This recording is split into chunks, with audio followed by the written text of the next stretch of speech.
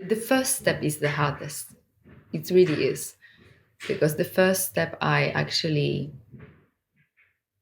confronted my shadow,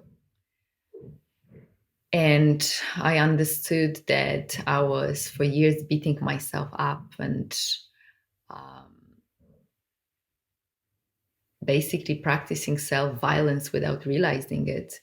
Um, I passed a week of basically anxiety, panic attacks, sweat, nightmares. It was like being on a detox because I opened the Pandora box and suddenly all the accumulated emotions started to come out, and it was scary. It was so scary.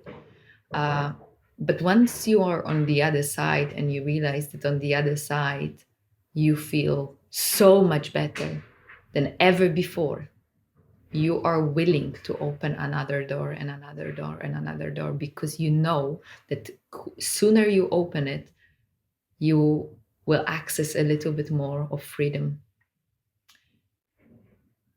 And that's my journey, and there is still lots of doors that I keep opening, but the process gets easier. You get less and less terrified by the process, and the emotion are slightly less and less heavy, and it happens quicker and quicker. And sometimes I get triggered, I'm capable of resolving it within 24 hours, sometimes within an hour. And but before, it would take me months to get over something. And I think the biggest fear that I had to overcome was my fear of betrayal, my fear of being betrayed. And that, a lot of people are afraid of that. And it's, I think, very valid fear to have. So we don't ever quite like open our heart fully to not take that risk, to be hurt, to be betrayed. And that is the biggest lack of freedom we can put on ourselves, we can actually put on ourselves, because if we don't allow ourselves to love fully, we don't allow ourselves to live, because love is the most powerful energy of creation.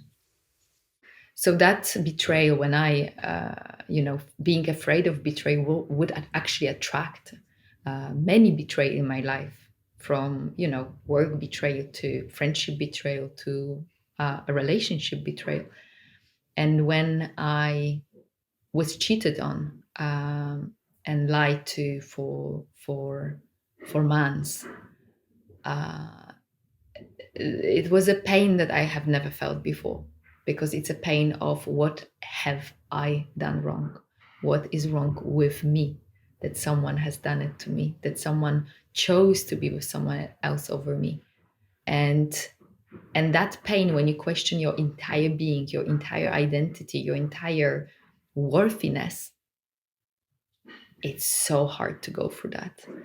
And I knew I had the choice. I either could never trust men ever after and just protect myself until the rest of my life, or completely allow this to destroy me and to rebuild myself as a much stronger and more confident person.